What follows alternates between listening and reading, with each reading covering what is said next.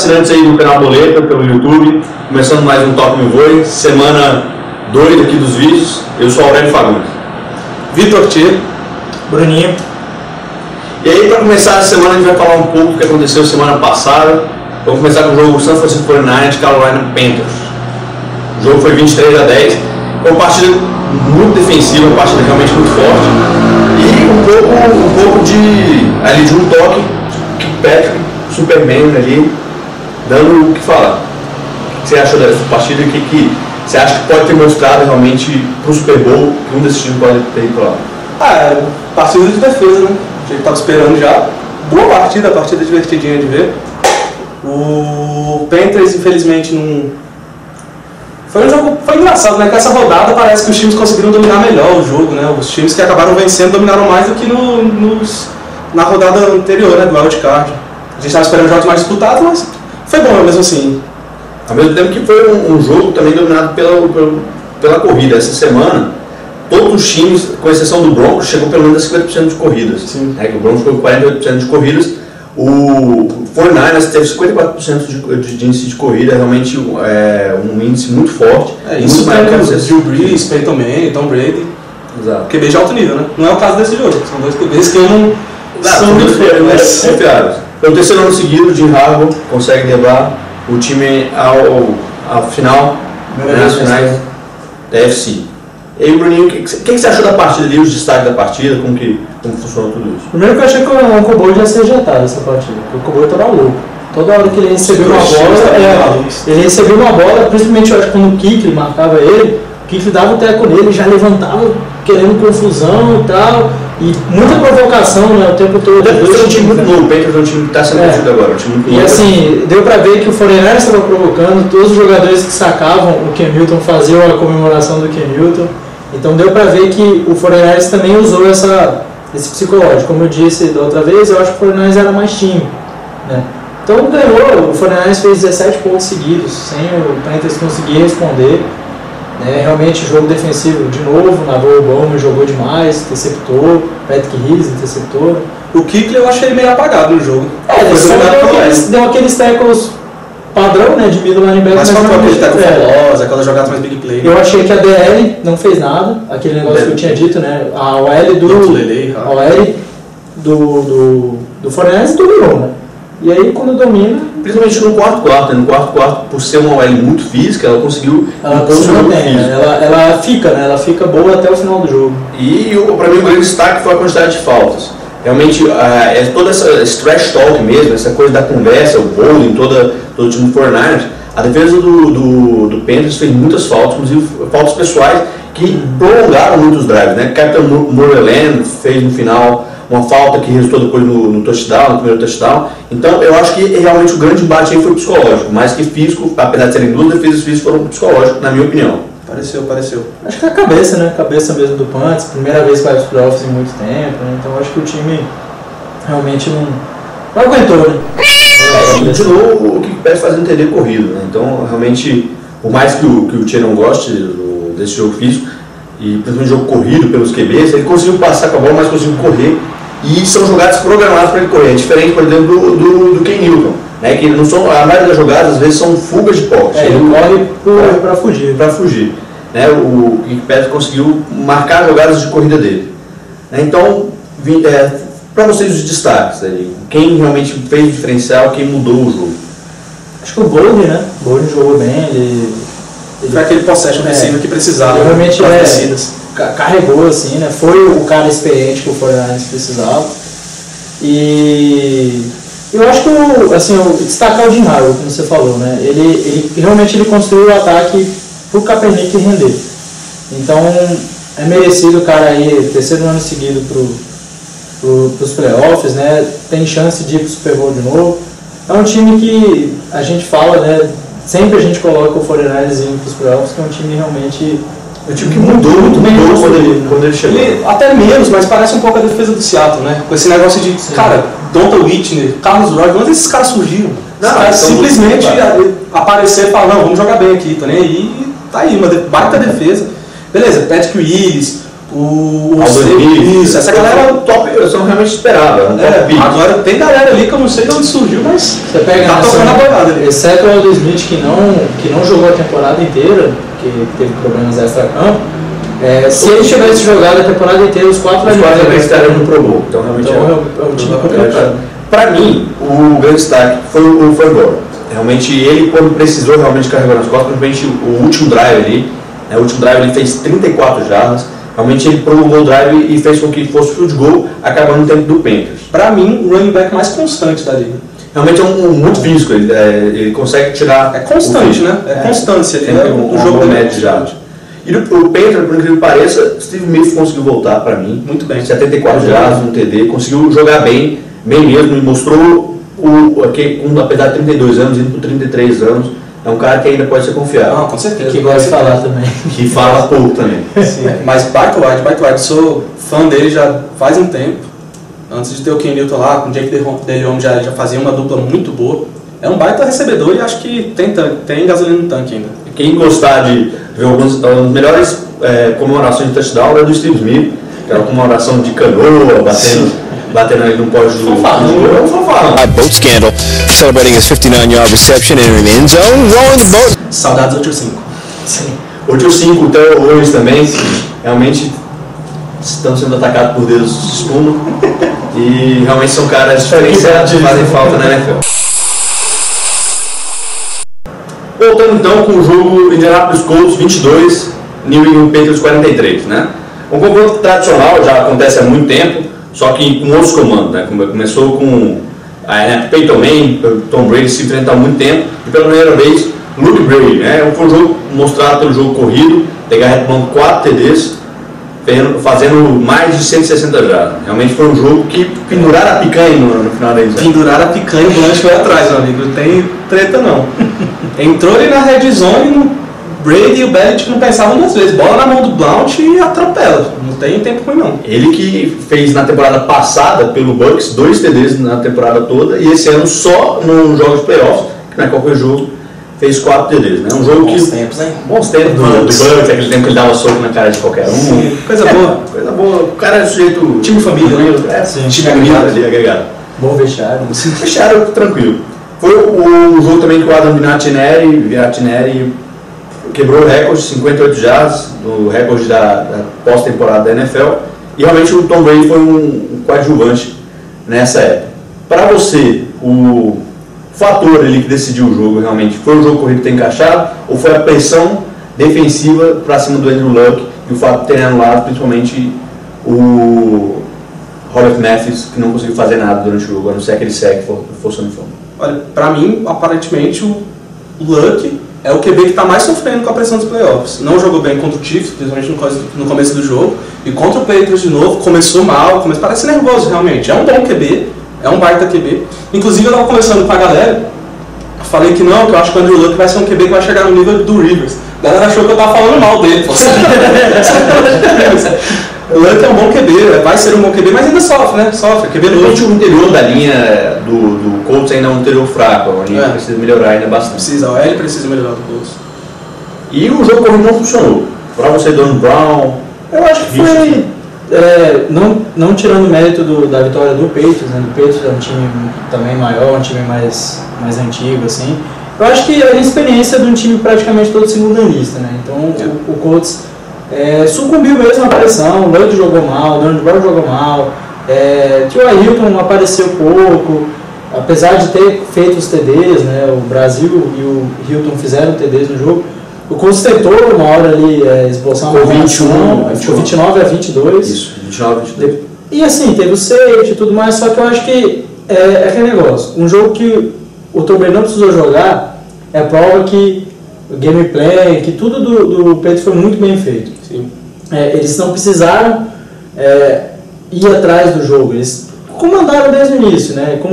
Botava a bola na endzone, o Legarrette fez aqueles 3 primeiros TDs que foi TDs fáceis, né? Então, realmente o Colts não teve chance nesse jogo. Um ataque sem pressa, né? Assim. O Patriots só aproveitou os erros do Colts, né? Capitalizou, sempre fez TD. O que realmente me deixou espantado foi o quão bom jogou a defesa do Patriots, né? A defesa estava jogando muito em zona, realmente. O Andrew Luck não consegue jogar muito bem em zona, isso já é um histórico já dele, ele consegue identificar muito bem a marcação em zona. Não é à toa que o Denard fez duas interceptações, o Luck foi interceptado 4 vezes. Então, e principalmente a marcação do Talib, ele foi um cara que tentaram jogar ele contra o T.Y. Hilton, né, ali numa ilha, na marcação de ilha, só ele individual. O T.Y. Hilton conseguiu sair, isso é legal, mas eu acho que faltou ali um go-to-guy, faltou um wide. Eu acho que as contusões fizeram, todo o time, né, tem contusões, o próprio Patriots lidou com contusão de Gronkowski e tudo mais, mas as contusões do ataque do Colts fizeram muita diferença. Talvez com a Mark Bradshaw, com o Red Wayne, o jogo poderia ter sido outro, né? Mas eu acho que a vitória foi merecida, o Patriots realmente tem mais time, né? O Patriots tem mais time esse ano, e o Colts foi o que eu falei desde a semana quando ligaram do Chiefs, né? É um time pro futuro, não é um time que está conseguindo chegar nos playoffs, chegou nos playoffs 2 anos seguidos, mas eu vejo que daqui a 2 anos realmente vai ser um time que vai estar lutando pelo Super Bowl. Para você o destaque? Blount. Não tem como, né? O cara que fez o touchdown que fez, não tem como falar que o cara não foi destaque. Caminhão de jardas, né? Ele fez um caminhão de jardas. E agora vamos falar um pouco do Seattle Seahawks. 23-15, New Orleans, para mim, o melhor jogo dessa Division Round. Jogo realmente equilibrado. E, vamos dizer assim, foi por um passe a mais ali.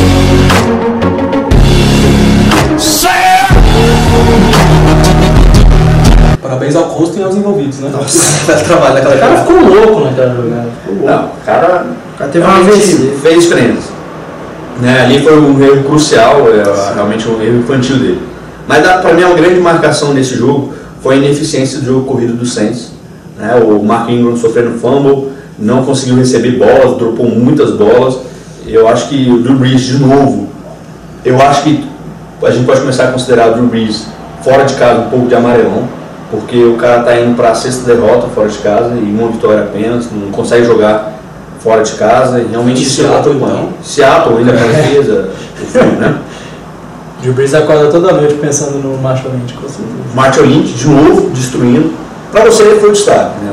Carregando sozinho, ele carregou sozinho. Cara, talvez, mas acho que o que mais fez diferença no jogo, eu fui ver esse jogo de novo com mais calma, daqui no começo eu vi ele mais torcendo, fui ver de novo com mais calma. As DBs do time, é assustador a diferença que elas fazem. Os dois times jogaram de forma mais ou menos parecida. É fato que o Ryan fez um belo trabalho na defesa do Saints, mas eu achei umas chamadas meio bobas do Saints nesse jogo. Por quê? Quando o Seattle entrava com formações mais abertas, o Ryan fazia o que o Seattle queria, botava mais DB em campo. Beleza, faz sentido. Você põe um time mais aberto, você põe 3 wides, vai botar um corner a mais para marcar. Só que o que acontece? Todas as jogadas que o Seattle fez com pelo menos 3 wides e chamou uma corrida do Marshall Lynch, era pelo menos 5 jardas. Porque a OL do Seattle dominava a DL e uns 2 LBs e pronto. A DB não chegava no DL. O Marshall Lynch teve a média de 5 jardas durante todo o jogo. Derrubar o Marshall Lynch é difícil. E o Seattle fez a mesma coisa. O Seattle fez a mesma tática. Só que o que acontece? Quando o Seattle chamava um DB a mais para dentro de campo, ou ele deixava o Sherman mais perto da linha, ou trazia o Chancellor e ele botava o Maxwell como safety. Ou seja, Sherman e o Chancellor são 2 brutos. Sherman é um back, joga de corner e o Chancellor só a mãe dele fala que ele é safety, o cara é um linebacker, né? Então, pro lado do Seattle, pela DB ser física, por ser uma DB mais contundente ali, deu certo. Do lado do Saints, não. E principalmente o Michael Bennett e o Chris Avery realmente pressionaram muito mesmo o New Orleans Saints. E o Jimmy Graham, eu queria que você falasse um pouco do Jimmy Graham, o fato dele ficar sumido. Ele teve um passe para jogou nada. Bob Wagner anulou ele. Nossa, Bob Wagner jogou demais. Bob Wagner jogou muito nesse jogo, anulou completamente Jimmy Graham. Jimmy Graham, acho que assim, ficou conversando com a namorada do Matthew. Pouquíssimas vezes você viu o Jimmy Graham com alguma chance de receber bola, né? Sim. Então realmente você anula a maior arma do time, né? A trincheira foi completamente dominada. Realmente o Saints, apesar do placar parecer próximo, eu não acho que o Saints teve chance de ganhar esse jogo. O Saints, vamos dizer, aquele final, aquele último quarto, o Saints estava pelo menos 10 pontos atrás. Ele correu atrás, né? Estava 10 não, desculpa. Eles estavam a pelo menos 17 pontos atrás. Sim. Conseguiu fazer um TD rápido, recuperou aquele onside, Golden Tate, o adversário, coloca no onside, vê, recupera a bola, pá, Meteu de peito, meteu o futebol, quem sobe, né? E aí o Saints foi lá, conseguiu fazer o field goal, e aí, faltando aqueles 2 segundos naquela última jogada, Mark Olson era para ter saído de campo, mostrou claramente. Por que ele não saiu de campo? Porque é o wide. Por que o Simpson fez aquele TD dando mortal? Porque ele é o wide. Se fosse o Run, o cara entrava no end zone. Se fosse o Run ele recebendo a bola, saia de campo. Mas o cara é o wide, o cara gosta dessa. Mas eu acho que de qualquer forma não dava, né, pro Saints. Acho que se fosse pra prorrogação ia perder. Então, o Saints é um time forte que consegue correr atrás, mas realmente Seattle tá complicado alguém ganhar de Seattle esse ano. O fato é, se o Saints ganha, teve chance de ganhar? Teve. Se o Saints ganha, seria uma injustiça. Seria uma injustiça. Uma injustiça. Mas é um time que está em reconstrução, né? Drew Brees já deu sinais que ele vai pedir para reestruturar o contrato. O Saints já começa, depois do escândalo do Baltimore Ravens, começa a reformular seu ataque, sua defesa. Rob Ryan tem que falar do cara, teve um mérito ali, o cara conseguiu realmente trazer uma defesa que foi a pior da história em termos de jardas, para pelo menos entre as 6 e 7 sem muita contratação, né? Sem contratação bombástica, só fez no draft ali alguns picks e montou uma baita defesa mesmo. E agora vamos falar um pouco de Denver Broncos e San Diego Chargers, um confronto realmente de ataque, que não foi tanto ataque assim, realmente foi bem equilibrado. Né? O Denver conseguiu realmente parar o ataque de San Diego por 3 quartos, Peyton Manning liderou por 17-0 até o último quarto. Então realmente o jogo defensivo conseguiu funcionar muito bem. Com aquele onside kick também, que pelo esse final de semana funcionava bem. Né, galera? Parece que o onside é fácil, né? Inclusive o Eric Decker ele vai jogar agora de levantador dos Estados Unidos, jogar na China, só no China. O cara realmente fez a diferença. Então foi um jogo em que o Julius Thomas apareceu bastante. Né? O Manning foi interceptado, mas mesmo assim conseguiu jogar bem. Também, né? E o Moreno conseguiu também, no momento que foi acionado, conseguiu funcionar muito, muito bem mesmo, com 82 jardas e um touchdown. Principalmente naquelas chamadas em que ele muda, a capacidade de leitura dele realmente é algo fantástico. Tem muita gente perguntando sobre o Omaha. O Omaha é um código que ele usava para mostrar quando que vai ser o snap. Então ele falou Omaha, vai ser o snap, só que ele usou isso contra o San Diego de forma contrária. Quando ele falava Omaha, ele não dava snap, foi assim que ele forçou 5 invasões de zona neutra. Então realmente ali o Peyton Manning realmente para mim é fantástico.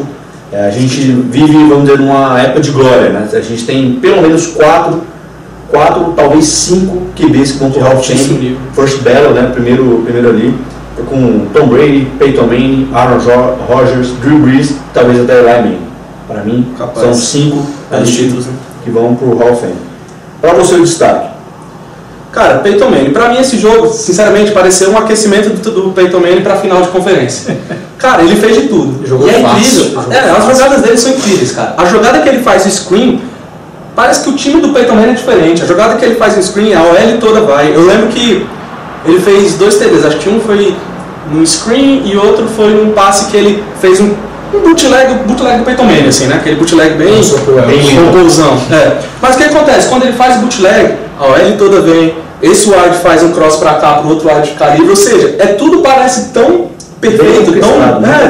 E a bola vai, chegou no cara, pronto, TD. Parece que o cara tava brincando. E essa questão do invasão de zona neutra e dos offsides, tava chato já. O cara tava brincadeira, ficava chamando hut o tempo todo, a defesa de San Diego ia, voltava. Isso porque teve um que o OLB do San Diego entrou, só que o OL não comprou. Do Broncos, inclusive nos outros, a OL do Broncos levantava e ia atrás do cara, assim, pra mostrar pro juiz, eu tô indo atrás, eu levantei por causa dele, né? Então, Peyton Manning acabou com o jogo. Eu queria só falar que eu achei interessante que aquele negócio do Peyton Manning ser amarelão e tal, no final do jogo, quando o San Diego estava uma posse atrás, e foi o ataque, aquele último ataque do Broncos, o Peyton Manning ele converteu 2 terceiras descidas cruciais. Isso ganhou o jogo, né? Ele não devolveu a bola para o Philip Rivers. Então eu acho que o Peyton Manning mostrou que ele está no melhor ano dele, talvez. Mesmo ele estando já mais velho, né, ele estando no fim de carreira, eu acho que esse talvez seja o melhor ano do Peyton Manning. Não só pelos éxitos, mas pelo jeito que ele está jogando. Realmente o cara tá em outro nível esse ano. Ele está lendo a defesa de um jeito que vai ser complicado. Para mim, um destaque além do tá aí, talvez atacando a gente aí, realmente o cenário, produção, vamos dar uma trabalhada no cenário aqui, está sem condições de trabalhar dessa forma. Para mim o grande destaque, na parte do Chargers, foi o Keenan Allen, né? O cara fez 6 recepções, 142 jardas, 2 TDs. O cara que é calor. Para você, para os próximos anos, é um time ali, os Chargers, que apesar de ter dado um truncado, uma enrolada, é um time que pode chegar de novo e pode acreditar no renascimento do Rivers. Você que é um fã já assumido. Acho que o próprio Rivers ainda é meio, não é novo, mas também não tá velho ainda, né? Tem tempo ainda pra ser esse franchise QB, né? O time é bom, tem um time bacaninha. O Keenan Allen mostrou que pode ser sim um go-to guy, né? Que faz tempo que não tem essa saída do Vincent Jackson, não tem aquele cara que o Philip Rivers vai, até porque o Gates também faz um tempo que não é mais aquele tight end que dá medo. Acabou já. Pois é. Essa foi a nossa análise aí das partidas que aconteceram. Você gostou, compartilhe, curte, siga nosso canal aí. Tá, ok. Fale sua opinião. Se você não discorda, fale a opinião aqui no nosso próprio canal. E aí, até a próxima. Fique com o nosso vídeo 2 sobre agora as finais de conferência. Falou!